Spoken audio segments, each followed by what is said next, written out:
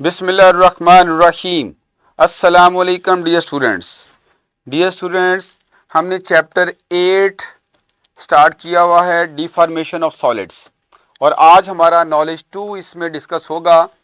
और इसमें हमने हुक्स लॉ और स्प्रिंग कांस्टेंट के हवाले से डिस्कशन करना है।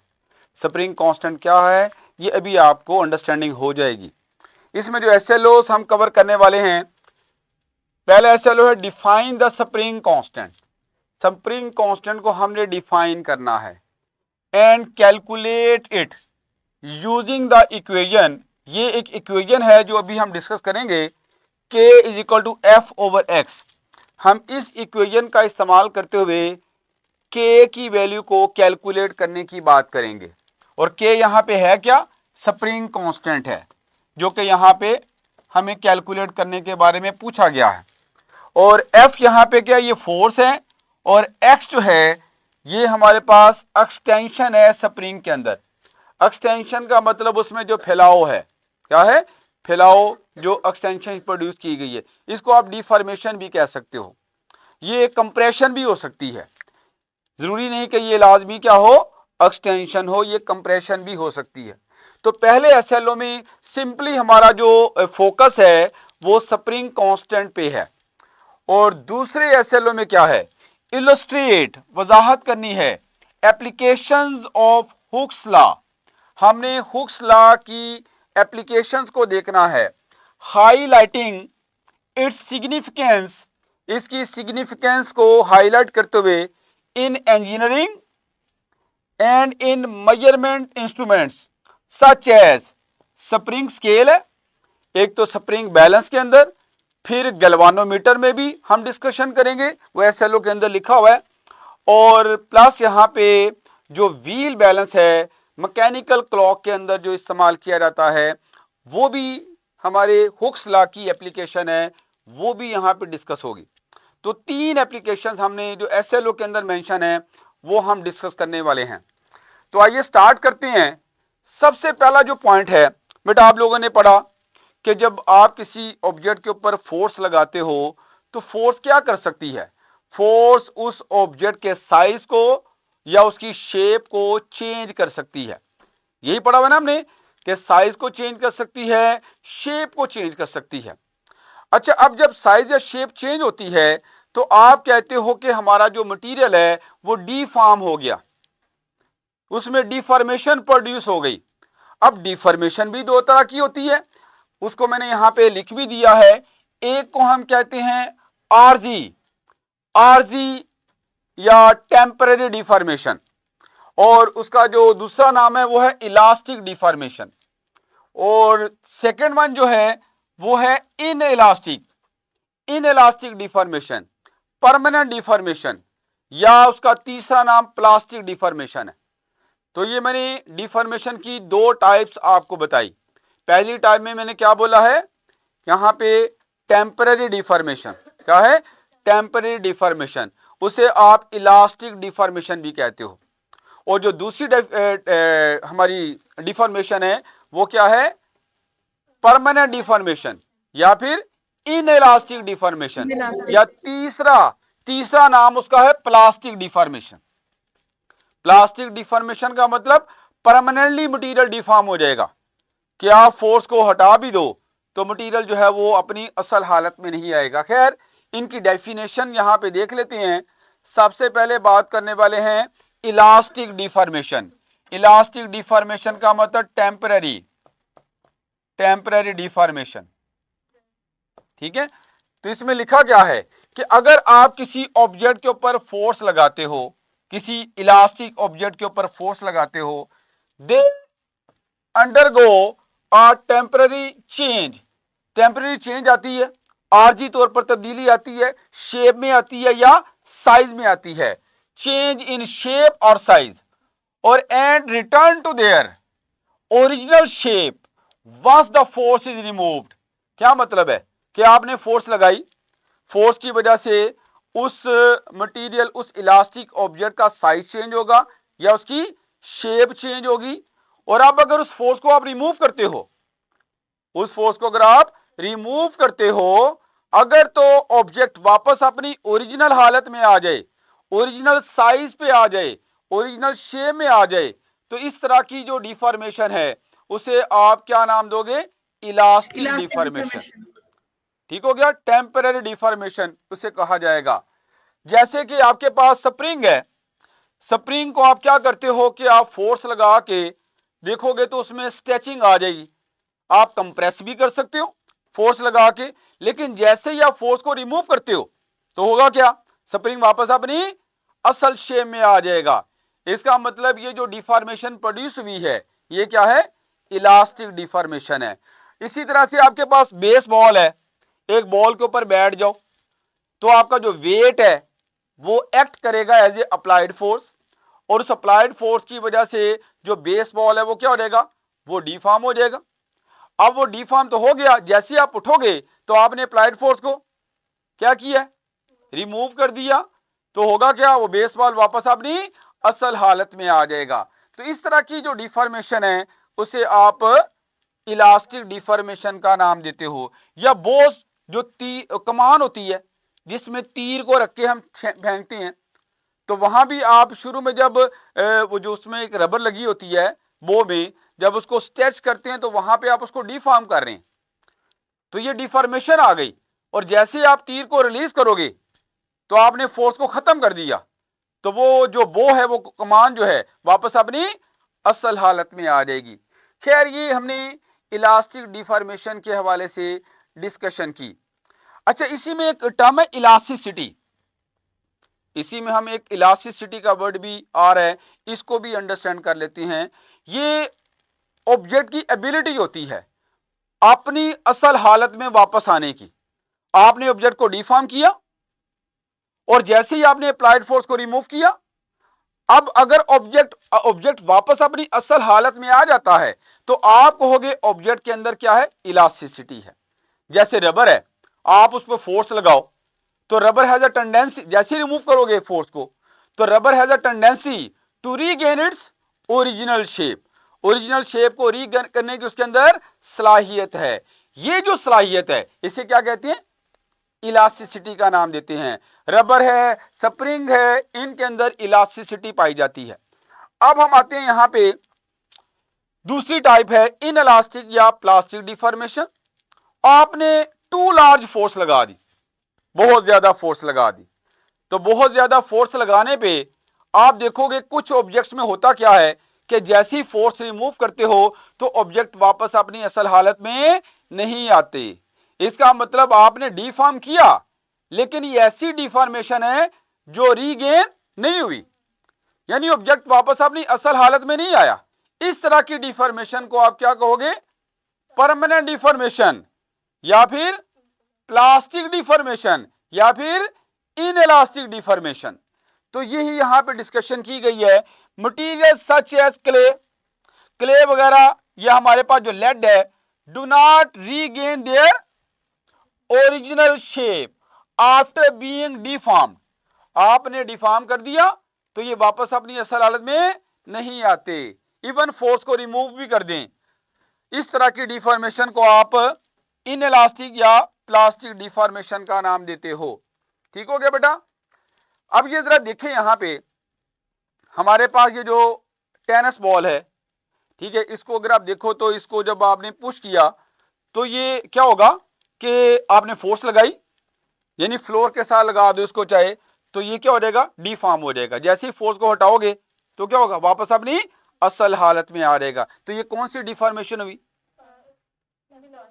ये इलास्टिक डिफॉर्मेशन हुई। कौन सी डिफॉर्मेशन है? इलास्टिक डिफॉर्मेशन है। अगर आपके पास एल्यूमिनियम का कैन है, उस पर आप फोर्स लगाओ तो क्या होगा? हाँ जी, अब जैसे ही आप फोर्स हटा भी दो तो क्या ये वापस अपनी असल हालत में आ पाएगा? नहीं आ पाएगा। इसका मतलब है कि इसके अंदर जो डिफॉर्मेशन है वो कौन सी है? इनइलास्टिक डिफॉर्मेशन है, प्लास्टिक डिफॉर्मेशन है। इसी तरह से प्लास्टिसीन होती है। ये क्या चीज है? प्लास्टिसीन, ये जैसे वो बच्चों की खेलने वाली वो नहीं होती क्ले सी, ठीक है ना, आप उसको मॉडिफाई कर लेते हो, उससे बच्चे चीजें भी बनाते हैं। अब जिस थोड़ी सी फोर्स लगाने पे वो क्या होती है? वो वापस नहीं आती। इसका मतलब उसी हालत में रहती हैं, जिस हालत में आप उसको मॉडिफाई कर दोगे वो उसी हालत में रहेगी। तो ये वाली डिफॉर्मेशन कौन सी है? इनइलास्टिक डिफॉर्मेशन है, प्लास्टिक डिफॉर्मेशन है। तो आपने इलास्टिक और प्लास्टिक डिफॉर्मेशन के हवाले से जो है वो पॉइंट्स को अंडरस्टैंड किया। अब जो है इसके बाद बेटा अब हम आने वाले हैं, यहां पे एक और पॉइंट डिस्कस करने वाले हैं कि कुछ ऑब्जेक्ट होते हैं कि आप उन पे फोर्स लगाते हो और वो मटेरियल डिफॉर्म होते हैं, लेकिन वापस अपनी कब? जब फोर्स को रिमूव करते हैं। ऐसे मटेरियल्स को आप इलास्टिक मटेरियल्स कहते हो। क्या कहते हो? इलास्टिक मटेरियल्स कहते हो। तो यहां पे मुझे बताओ, हमारे पास ये वाला जो टेनिस बॉल है, ये किस तरह का मटेरियल होगा? इलास्टिक मटेरियल होगा। क्या ये एल्यूमिनियम, क्या ये भी इलास्टिक मटेरियल है? नहीं, ये इलास्टिक मटेरियल नहीं है। ठीक हो गया? अच्छा, एक तो ये बात हो गई। एक और भी होता है कि आप बहुत ज्यादा फोर्स लगाते हो और मटेरियल जो है वो डिफॉर्म ही नहीं होते, यानी डिफॉर्मेशन के अगेंस्ट रुकावट देते हैं, डिफॉर्मेशन के अगेंस्ट रुकावट देते हैं। ऐसे मटेरियल्स को हम स्टिफ मटेरियल्स कहते हैं। क्या कहते हैं? स्टिफ मटेरियल्स कहते हैं। जैसे कि आपके पास अगर फर्ज करो ये ग्लास है, अगर आप इसके ऊपर फोर्स लगाते हो तो फोर्स लगाने से ये क्या, ये सॉरी एक वो जो ग्लास का बना हुआ एक, क्या इसको कहते थे, बेंटा क्या कहते थे इसको पंजाबी में? हाँ, कैंचे भी कहते थे इसको। तो इस पे आप फोर्स लगाओगे तो ये क्या होगा कि ये आसानी से डिफॉर्म नहीं होगा। इसका मतलब ये है कि ये स्टिफर है। ये क्या है? स्टिफर है, इसकी स्टिफनेस ज्यादा है। स्टील है, स्टील को भी आप फोर्स लगाओ तो उसकी शक्ल आसानी से बदलेगी नहीं, तो वो भी क्या है? स्टिफ है।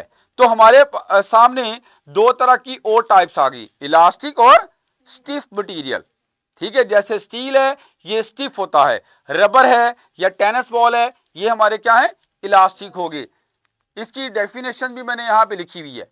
इलास्टिक मटेरियल जो है, material that deform under force but return to their original shape when the force is removed, इन्हें आप इलास्टिक मटेरियल कहते हो। इसकी एग्जांपल रबर है या स्प्रिंग वगैरह हो गए। और स्टिफ मटेरियल्स के हवाले से जो बात की है वो कौन से हैं? ये ऐसे मटेरियल है जो डिफॉर्मेशन के अगेंस्ट रुकावट पेश करते हैं, आसानी से डिफॉर्म नहीं होते। आप फोर्स लगाते हो लेकिन वो डिफॉर्म ही नहीं होते। ऐसे मटेरियल क्या कहलाएंगे? स्टिफ मटेरियल कहलाएंगे। जैसे कि हमारे पास स्टील है और ग्लास वगैरह है, ये हमारे स्टिफ मटेरियल हैं। बेटा बातों को समझ लिया? अब हम आते हैं यहां पे कि चूंकि आप देखते हो डिफरेंट मटेरियल्स का जो रिस्पॉन्स है फोर्स को वो डिफरेंट होता है। आप देख रहे हो कुछ मटेरियल आसानी से डिफॉर्म हो जाती है और कुछ को डिफॉर्म करना मुश्किल होता है, और कुछ अगर डिफॉर्म हुए भी हैं तो आप अगर फोर्स को रिमूव करते हो तो वापस भी आ सकते हैं और नहीं भी आते। तो हर मटेरियल का अपना एक रिस्पॉन्स है टू द अप्लाइड फोर्स। अब इस रिस्पॉन्स को समझने के लिए हम आने वाले हैं हुक्स लॉ की तरफ। किस मटेरियल का किस तरह का बिहेवियर होगा, इसको आप बेसिकली हुक्स लॉ की बेस पे थोड़ा सा अंडरस्टैंड कर लोगे। हुक्स लॉ हम यहां पे जो डिस्कस करने वाले हैं वो एक स्प्रिंग के लिए डिस्कस करने वाले हैं, या जनरल बात भी की जा सकती है।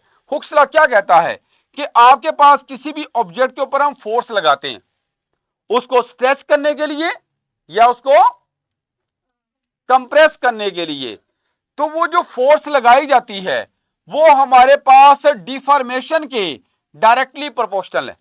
डिफॉर्मेशन को यहां पे एक्स से जाहिर किया है। किसे? एक्स से जाहिर किया है कि applied force is directly proportional to the amount of deformation, amount of deformation, और that deformation is represented by x. ये स्टेटमेंट भी आप पढ़ लो।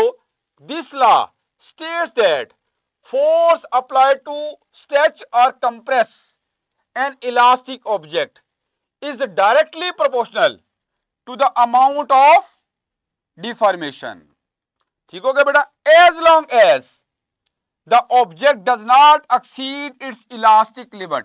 अब इलास्टिक लिमिट क्या होती है? इलास्टिक लिमिट को जरा आप तशबीह दे दो फोर्स के साथ। ठीक है, जिस ऑब्जेक्ट को डिफॉर्म करने के लिए, परमानेंट डिफॉर्म करने के लिए क्या है, परमानेंट डिफॉर्म करने के लिए हमें ज्यादा फोर्स लगाना पड़ेगी, उसकी इलास्टिक लिमिट भी ज्यादा होगी। और जिस मटेरियल को परमानेंटली डिफॉर्म करने के लिए कम फोर्स लगाना पड़े, उसकी इलास्टिक लिमिट कम होगी।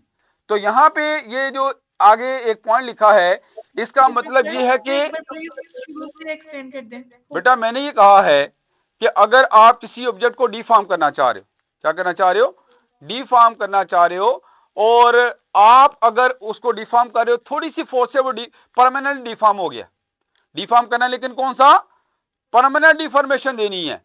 थोड़ी सी फोर्स लगाने पे अगर मटेरियल परमानेंटली डिफॉर्म हो गया है तो इसका मतलब उसकी इलास्टिक लिमिट कम है। इलास्टिक लिमिट समझ लो कि एक मैक्सिमम फोर्स है जिसके बाद जो है वो मटेरियल परमानेंट डिफॉर्मेशन की तरफ चला जाता है। वैसे तो ये हम इसको स्ट्रेस की टर्म में लेते हैं, लेकिन आप अभी फोर्स की टर्म में याद रख लो, ठीक है। जिस मटेरियल को परमानेंट डिफॉर्म करना क्या होगा, आसान होगा, इसका मतलब है कि उसके लिए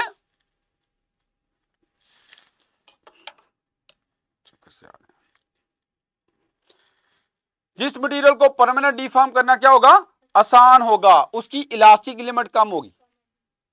और जिस मटेरियल को परमानेंट डिफॉर्म करना मुश्किल होगा, उसकी इलास्टिक लिमिट ज्यादा होगी। तो आप इसको इस तरह से याद रख सकते हो। लेकिन यहां पे जो मेंशन किया गया है, इसका क्या मतलब है कि आपने ऑब्जेक्ट के ऊपर फोर्स लगानी है, लेकिन इलास्टिक लिमिट तक नहीं जाना, क्योंकि इलास्टिक लिमिट के बाद तो मटेरियल ने क्या होना है, परमानेंट डिफॉर्म हो जाना है। तो ये जो हुक्स लॉ है ये अप्लाई होता है up to elastic deformation, up to elastic deformation, temporary deformation तक ये बात की जाती है कि applied force is directly proportional to the, जी बेटा, directly proportional to amount of deformation. ठीक हो गया बेटा। अच्छा, अब इस प्रोपोर्शनलिटी साइन को अगर हम खत्म करते हैं तो हमारे पास जो है यहां पे एक कांस्टेंट आता है के। इस के को हम स्प्रिंग कांस्टेंट का नाम देते हैं, और अगर मैं इस के को लिखना चाहूं तो एक्स को दूसरी तरफ शिफ्ट कर दो, नीचे जाके डिवाइड हो जाएगा, तो इसे लिखा जा सकता है एफ ओवर एक्स। क्या लिख सकते हैं, एफ ओवर एक्स। अब ये स्प्रिंग कांस्टेंट बताता क्या है, स्प्रिंग कांस्टेंट हमें किस चीज के बारे में बताता है, ये हमें स्प्रिंग की स्टिफनेस के बारे में बताता है, स्प्रिंग की स्टिफनेस के बारे में बताता है। स्टिफ का वर्ड, स्टिफ का मतलब क्या है, ज्यादा सख्त, जो आसानी से डिफॉर्म ना हो। जिस स्प्रिंग का के ज्यादा होगा, जिस स्प्रिंग का के ज्यादा होगा, स्प्रिंग कांस्टेंट ज्यादा होगा, वो ज्यादा स्टिफ होगा। वो क्या होगा, ज्यादा स्टिफ होगा, वो आसानी से क्या होगा, डिफॉर्म नहीं होगा। और जिसका के कम होगा वो आसानी से डिफॉर्म हो जाएगा, वो फ्लेक्सिबल होगा। वो क्या होगा, फ्लेक्सिबल होगा। जैसा कि आगे यहां पे मैंने लिखा भी है, अगर के हाई है तो हमारा जो स्प्रिंग है वो स्टिफर होगा, ठीक है ना। Can not be easily deform, can not be easily deform, easily deform, आसानी से वो डिफॉर्म नहीं हो पाएगा जो स्टिफ स्प्रिंग होगा। और अगर लो के है, के की वैल्यू कम है, तो इसका मतलब क्या है, दी स्प्रिंग ऑफ फ्लेक्सिबल, क्या होते हैं, फ्लेक्सिबल। थोड़ी सी फोर्स लगाओगे स्ट्रेच भी हो जाएंगे, और थोड़ी सी फोर्स लगाने पे ये कंप्रेस भी हो जाएंगे। इनमें डिफॉर्मेशन प्रोड्यूस करना आसान है, इनको बिगाड़ना आसान है। Can be easily deform, can be easily deform, इनको आसानी से डिफॉर्म किया जा सकता है। ठीक हो गया बेटा। तो ये पॉइंट जो है वो आपने अंडरस्टैंड कर लिया के हवाले से। अच्छा, के का यूनिट क्या होगा, आप इसके फॉर्मूले से इसको डिस्कस कर सकते हो, एफ ओवर एक्स। तो बेटा एफ हमारे पास क्या है, यहां पे फोर्स है, इसका यूनिट क्या होगा, न्यूटन। और एक्स क्या है, ये या तो स्ट्रेचिंग होगी या कंप्रेशन होगी। तो बताओ इसको किस में मेजर करेंगे, लेंथ के यूनिट में, ठीक है। जो स्ट्रेचिंग है वो किसके यूनिट में मेजर करते हैं, लेंथ के यूनिट में मेजर करते हैं। कितनी लेंथ बढ़ाई या कितनी लेंथ कम की, स्ट्रेचिंग का मतलब कितनी लेंथ बढ़ाई, और कंप्रेशन का मतलब कितनी लेंथ कम की, तो इसके लिए यूनिट आ जाएगा मीटर। तो इस तरह से के का यूनिट क्या बन जाएगा, न्यूटन पर मीटर। इसको ऐसे भी लिखा जा सकता है, न्यूटन पर मीटर। तो ये आपने स्प्रिंग कांस्टेंट है, इसके यूनिट को भी डिस्कस कर लिया। अब इसकी डेफिनेशन को भी देख लेते हैं। इसकी डेफिनेशन हम कैसे करते हैं कि अगर हमारे पास इसी में मैं कहता हूं ये जो एक्स है इसे स्ट्रेचिंग कह लें जो प्रोड्यूस की जाती है। वैसे ज्यादातर जब आप स्ट्रेचिंग की बात करते हो तो हम एक्सटेंशन का वर्ड इस्तेमाल कर लेते हैं। किस चीज का, एक्सटेंशन, कि कितना एक्सटेंड किया गया है, स्प्रिंग को कितना ज्यादा एक्सटेंड किया गया है, फैलाया गया है। तो ये हमारी एक्सटेंशन समझ लो या स्ट्रेचिंग समझ लो। तो इसको अगर मैं ले लूं 1 मीटर के बराबर, 1 का मतलब क्या होता है, यूनिट। 1 का मतलब यूनिट वैल्यू ले ली, यूनिट मीन क्या होता है 1। तो ये हमारे पास मैंने यहां पे x को यूनिट लेंथ ले लिया है। क्या ले लिया है, यूनिट लेंथ। अगर एक्सटेंशन यूनिट लेंथ में ली जाए, 1 मीटर में ली जाए, तो x की जगह पे अगर आप 1 पुट कर दो तो बताओ ये f/1 आ जाएगा। तो ये जो k है ये किसके बराबर आ जाएगा, f के बराबर आ जाएगा। तो यहां से मैं k की डेफिनेशन करने लगा हूं, जो यहां पे आपको, जी बेटा ये जरा देखें, k जो है वो क्या इंडिकेट करता है, हाउ मच फोर्स। इसका k किसके बराबर है, force. How much force is required to extend, extend करने के लिए, और to compress the spring by 1 unit length, या बाय यूनिट लेंथ भी लिख सकते हो। क्या लिख सकते हो, by a unit length, by 1 metre length भी कह सकते हो। तो अगर आप स्प्रिंग की लेंथ को 1 मीटर बढ़ाना चाह रहे हो तो उस वक्त जितनी फोर्स रिक्वायर्ड होगी न्यूमेरिकली किसके बराबर होगी, वो हमारे पास के के बराबर होगी। अगर के की वैल्यू 10 न्यूटन पर मीटर है, के की वैल्यू कितनी है 10 न्यूटन पर मीटर, इसका मतलब क्या होगा बताओ। अगर के की वैल्यू 10 न्यूटन पर मीटर है, इसका क्या मतलब लोगे बेटा, बताओ जरा शाबाश।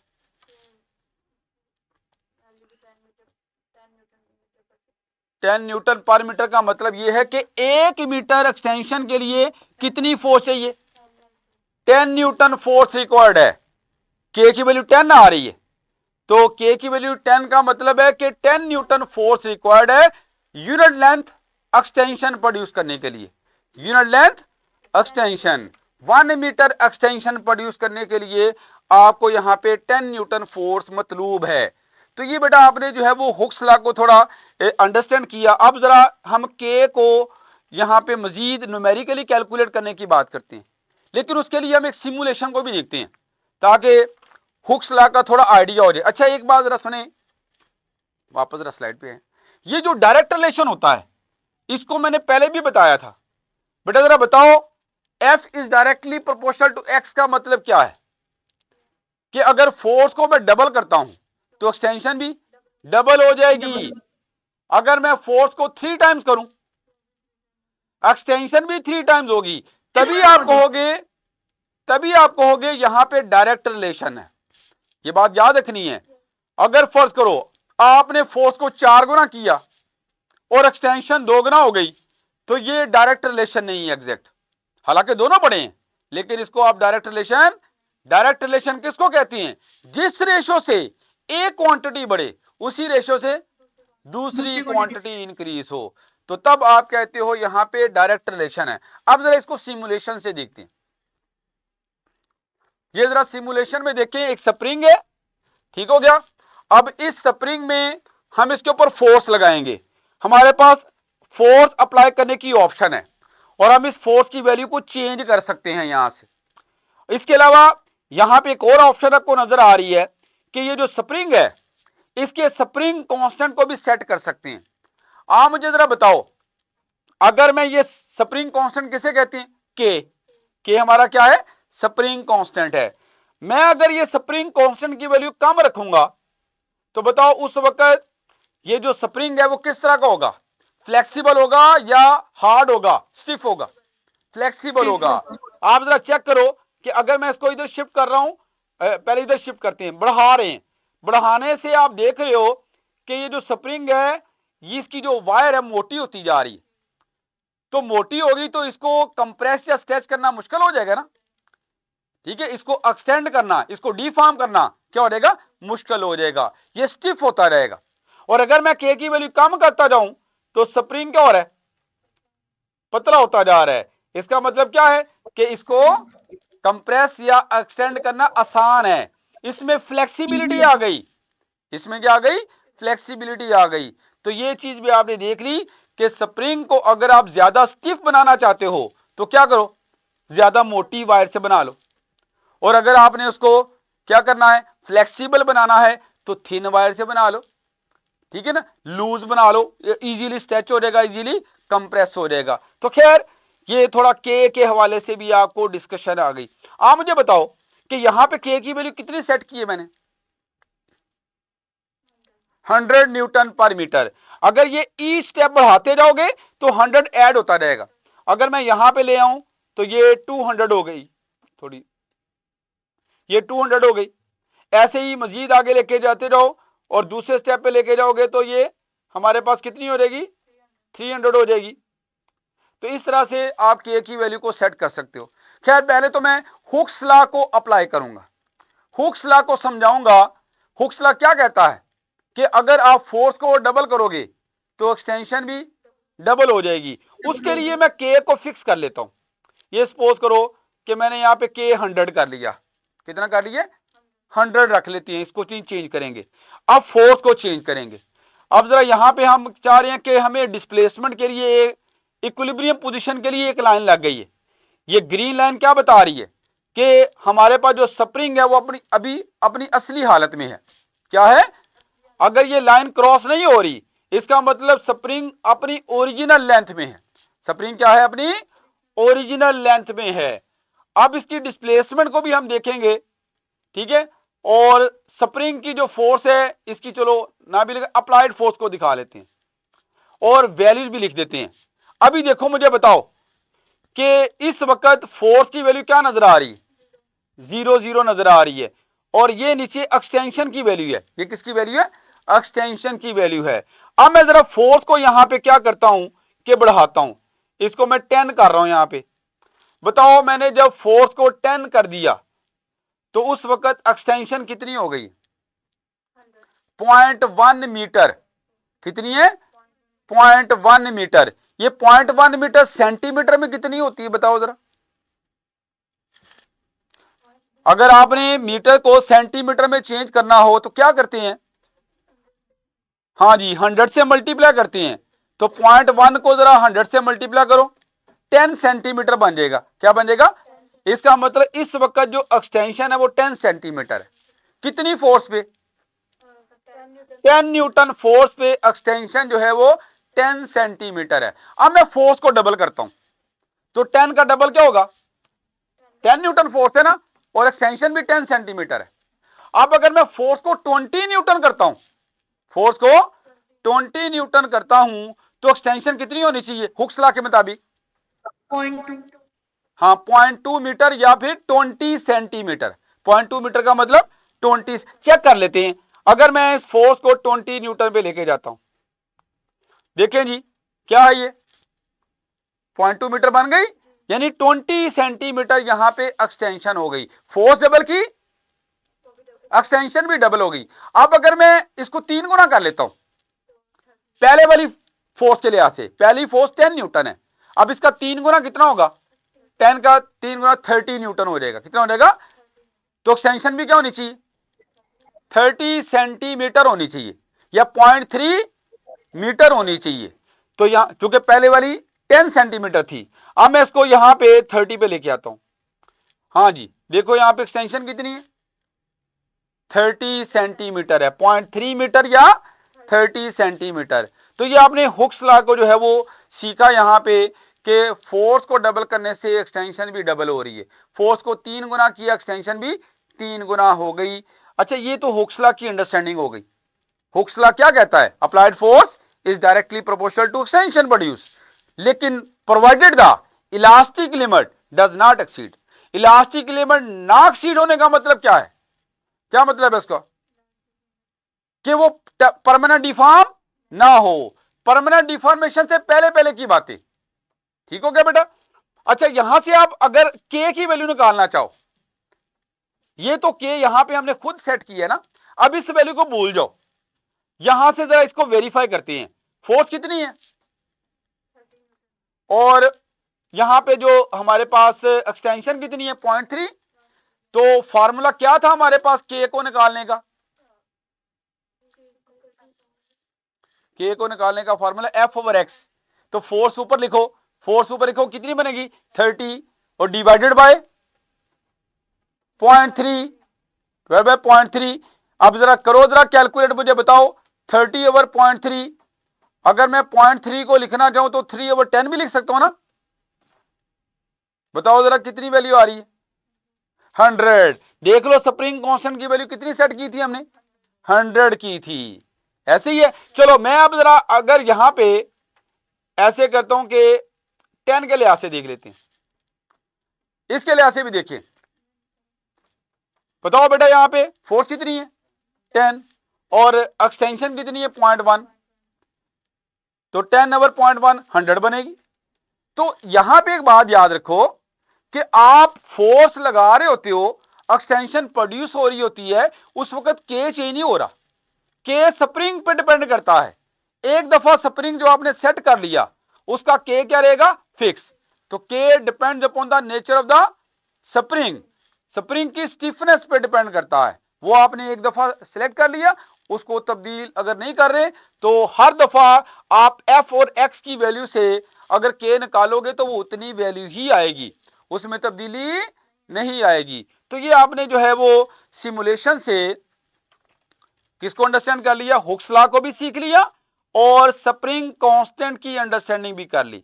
अब पता चल गया स्प्रिंग कांस्टेंट किस चीज को बताता है बेटा? किसको बताता है? Yes sir, clear. हाँ जी, स्टिफनेस को बताता है। किसको बताता है? स्टिफनेस को बताता है। अगर के ज्यादा होगा तो इसका मतलब क्या है? स्टिफनेस ज्यादा होने का मतलब क्या है? हाँ, ज्यादा हार्ड है, उसको कम कम। फ्लेक्सिबल। हाँ, वो उसमें डिफॉर्मेशन प्रोड्यूस करना मुश्किल है, लेस फ्लेक्सिबल है, उसकी फ्लेक्सिबिलिटी कम हो गई, उसको डिफॉर्म करना मुश्किल है। ठीक है, तो स्टिफनेस का मतलब ही क्या है? It is a resistance, it is a resistance against deformation, it is a resistance against deformation. लो बेटा, अभी हमने हुक्स लॉ की अंडरस्टैंडिंग कर ली। अब हम आते हैं, ये जो अप्लाइड फोर्स है, एक तो हम स्प्रिंग को खींचते जा रहे हैं, ये अप्लाइड फोर्स आप किसी ऑब्जेक्ट के वेट के थ्रू भी अप्लाई कर सकते हो। अगर मैं स्प्रिंग को वर्टिकली सस्पेंड कर लूं, कैसे सस्पेंड कर लूं? वर्टिकली सस्पेंड कर लूं, इसके साथ ये एक हैंगर अटैच किया है, हैंगर लगा हुआ ना, और हैंगर के अंदर डिफरेंट वेट रखे जा सकते हैं। और यहां पे आप मुझे बताओ कि जब मैं हैंगर अटैच करूंगा तो हैंगर का भी कुछ ना कुछ वेट है। तो बताओ ये जो वेट है हैंगर का, that will act as applied force, क्योंकि इस वेट ने स्प्रिंग को नीचे खींचना है, इसका मतलब इसका weight as a applied force काम करेगा। तो यहां भी हुक्स लॉ वैसे ही अप्लाई होगा। अच्छा, इसमें जो हैंगर है ना, हैंगर, इसका जो वेट है ना वो एक डिस्क के बराबर है। किसके बराबर है? आप जरा बताओ, एक तो हैंगर हो गया, बाकी यहां पे कितनी डिस्क हैं? 3। टोटल कितनी हो गई? हैंगर को बीच में ऐड कर लें, हैंगर भी तो एक डिस्क के तौर पर लिया जाएगा। टोटल कितनी हो गई? 4। 4 डिस्क हो गई। पहले यहां पे देखो स्प्रिंग बगैर किसी वेट के है, इसका मतलब इस वक्त इसमें कोई एक्सटेंशन नहीं है, इसमें किसी किस्म की कोई एक्सटेंशन नहीं है। लेकिन बाद में आपने जब यहां पे 4 डिस्क अटैच कर दी, कितनी? 4 डिस्क यहां पे इसके साथ हैंग कर दी, तो एक्सटेंशन आ गई। ये एक्सटेंशन यहां पे शो की हुई है, ये हमारे पास एक्सटेंशन है जो प्रोड्यूस हो गई, किसकी वजह से? By the weight of 4 disc. अब अगली फिगर में देखो जरा, यहां पे कितनी टोटल डिस्क हैं? पहले 4 थी, अब है? नहीं बेटा, एक हैंगर भी तो है, 8। यहां पे 8 डिस्क कर दी, डबल वेट कर दिया। तो वेट अगर डबल करोगे तो अप्लाइड फोर्स भी, तो अगर अप्लाइड फोर्स डबल होगी तो एक्सटेंशन भी डबल डबल। हुक्स लॉ ये कहता है कि अगर फोर्स डबल करोगे तो एक्सटेंशन भी। तो बताओ यहां पे क्या लिखा है, doubling the force doubling the extension. तो ये वाली जो एक्सटेंशन है वो इस एक्सटेंशन के लिहाज से क्या है, डबल है। ये अगर x है तो ये क्या होगी, 2x होगी। अगर ये 1 सेंटीमीटर है तो ये कितनी होगी, 2 सेंटीमीटर होगी। तो हुक्स लॉ को आप चाहे यहां पे स्प्रिंग को वर्टिकली सेट करके वहां पे अप्लाई कर लो, या फिर हॉरिजेंटली रख के भी अप्लाई कर सकते हो। हॉरिजेंटली रखोगे तो खुद फोर्स लगाना पड़ेगी, वर्टिकली रखोगे तो आप कोई ऑब्जेक्ट हैंग कर दो तो ऑब्जेक्ट का जो वेट है वो क्या करेगा, एज ए अप्लाइड फोर्स काम करेगा। अच्छा, इसको भी सिमुलेशन से देख लेते हैं, जरा थोड़ा सा आपको आइडिया हो जाएगा कि इससे रिलेटेड भी एक सिमुलेशन है। ये जरा देखें, इसमें हमारे पास जो स्प्रिंग की जो स्ट्रेंथ है, दो स्प्रिंग लगे हुए, ठीक है, इन दोनों की स्ट्रेंथ को कंपेयर भी कर सकते हो। यहां पे शुरू में देखो, ये अनस्ट्रेच लेंथ हो गई, स्प्रिंग अपनी ओरिजिनल लेंथ में है, और यहां पे इसके अलावा जो है ये हमारे पास जो लाइन है मूवेबल बना ली। अब यहां से आप क्या कर सकते हो, वेट को हैंग कर सकते हो। मुझे बताओ, मैं अगर ये एक 50 ग्राम का वेट यहां पे हैंग करता हूं, ठीक है, अब मुझे बताओ यहां पे एक्सटेंशन प्रोड्यूस हुई। हम क्या करते हैं, जरा इसका के कम कर लेते हैं ताकि रीजनेबल एक्सटेंशन हो जाए। अब इस एक्सटेंशन को नोट करना है, इस एक्सटेंशन को आपने नोट करना है कि कितनी एक्सटेंशन हुई है। तो इसके लिए मैं इसको पहले यहां पे सेट करने लगा, या ओरिजिनल यहां से लेंथ नहीं, ये वाली लेंथ बड़ी है, ठीक है। तो बताओ वेट मैंने अभी 50 ग्राम अटैच किया है, तो एक्सटेंशन ये वाली, इसको देखना हो तो ये आप स्केल लो, यहां से आप आसानी से जो है वो इसकी लेंथ को मेजर कर सकते हो। बताओ कितनी है इस वक्त, नहीं 10 तो नहीं है, 15, ठीक है। तो ये हमारे पास 15 जो है वो यहां पे सेंटीमीटर में लेंथ आ गई। वैसे 15 सेंटीमीटर बनेगी जी बेटा, 15 सेंटीमीटर ही बनेगी। अच्छा, अब जरा देखें, मैं अगर इसको हटाता हूं यहां पे, ये याद रखना है 50 ग्राम वेट की वजह से एक्सटेंशन कितनी है, 15। अब अगर मैं इसको हटाऊं और इसकी जगह पे 100 वाला लगा देता हूं, अब देखो जरा एक्सटेंशन कितनी है, डबल हुई कि नहीं, डबल हो गई। पहले 15 थी, अब कितनी हो गई, यानी वेट जब डबल किया तो आपके पास एक्सटेंशन भी डबल हो गई। तो ये आप हुक्स लॉ को यहां से भी देख सकते हो, वर्टिकली सस्पेंड करके भी। इसके अलावा ये वाला जो स्प्रिंग है, इसका के ज्यादा है, इसका बताओ जरा, के किसका ज्यादा है, लेफ्ट वाला या राइट वाला,